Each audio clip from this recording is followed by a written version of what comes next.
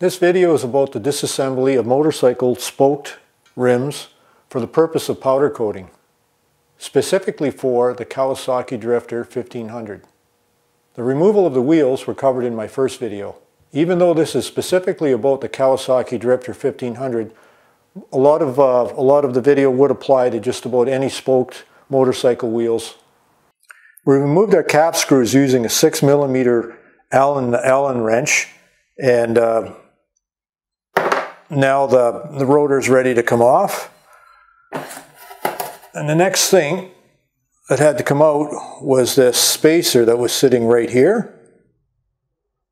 That came off, and now you can see that the dust seal has to come out, and that'll expose the bearing underneath. So we're continuing the disassembly of the back wheel, and the next thing that has to happen is this disc here has to come out, which I already broke free using this puller that you see here. It's a three-legged puller, and I actually had to put a fair bit of force on it to break this free. They don't always need that, but sometimes they get a little bit of dirt buildup. And there was this ring that was sitting in a groove holding that in place. So now we've removed the ring, the plate is coming out, and the rubber dampers you see down here. So there you have the rubber dampers are out now. You can see where they sit.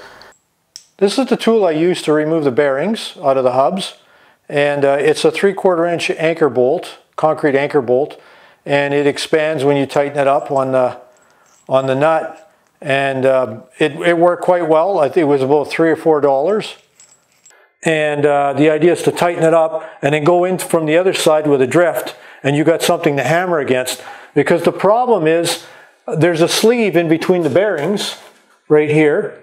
You can see the sleeve. The sleeve prevents you from getting on the drive side, or on the edge of the bearing to be able to tap it out. You have to go through the sleeve.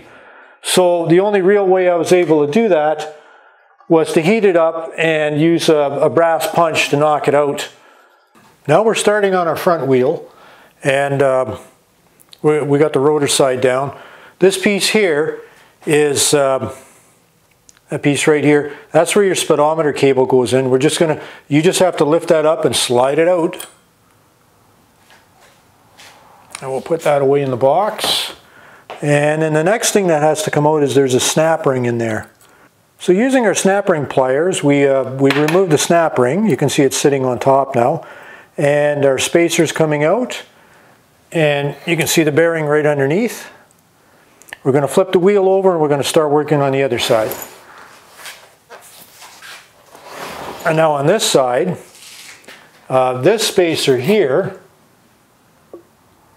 it was sitting right there. It came out. We're putting that in our box. And now you can see the dust seal is here. That has to come out, and then we can pull our bearing. So here we popped out our dust seal.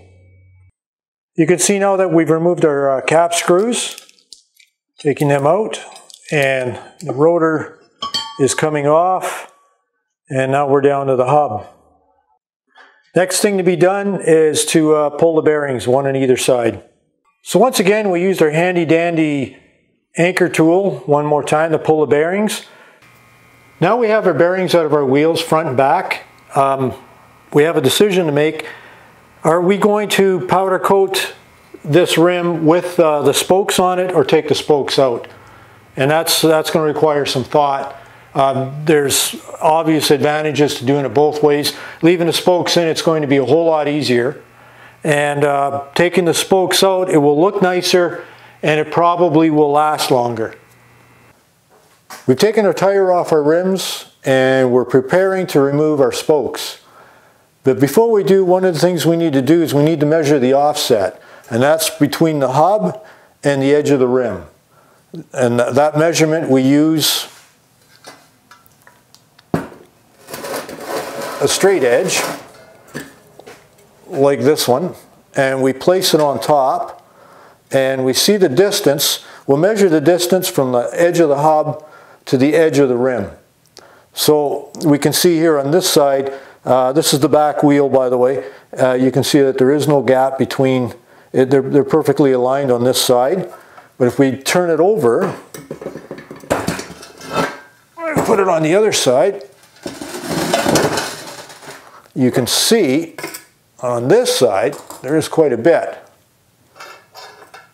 That's the distance that I need to know right there. And it turns out to be 41 millimeters or 1.6 inches. And I'm going to do my front wheel, and then once I get my offset measurements, then I can start taking it apart. As you can see, we have our spokes out, our rims and our hubs are separated. I've also decided that I'm probably going to bring it to Pedals and Spokes in Peterborough and let them rebuild these. For $95 he can rebuild the rims for me. And now I guess we're pretty much ready to start our powder coating on these.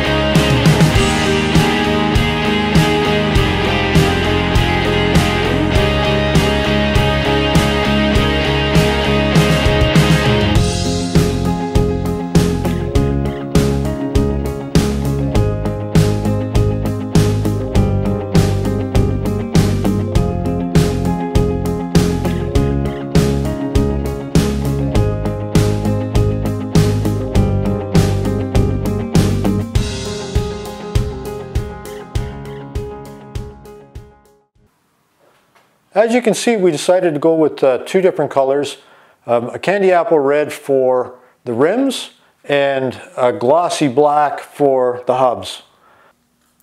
I started the bearing installation on the back rim, and you can see here I got the first bearing in. This bearing on this side, and not every bike is the same, but the bearing on this side didn't have any snap ring holding it in place. The other side does.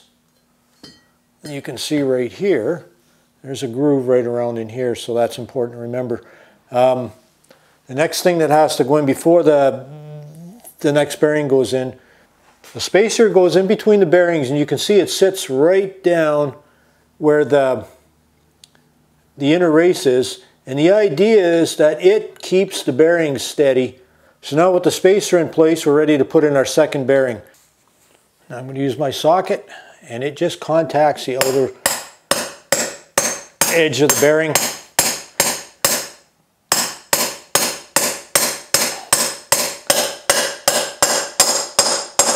And you can tell by the sound it makes that it's reached the bottom.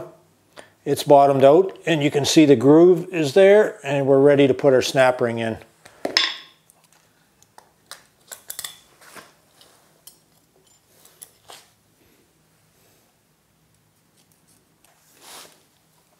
As you can see, our snap ring is now in, and the back hub is ready.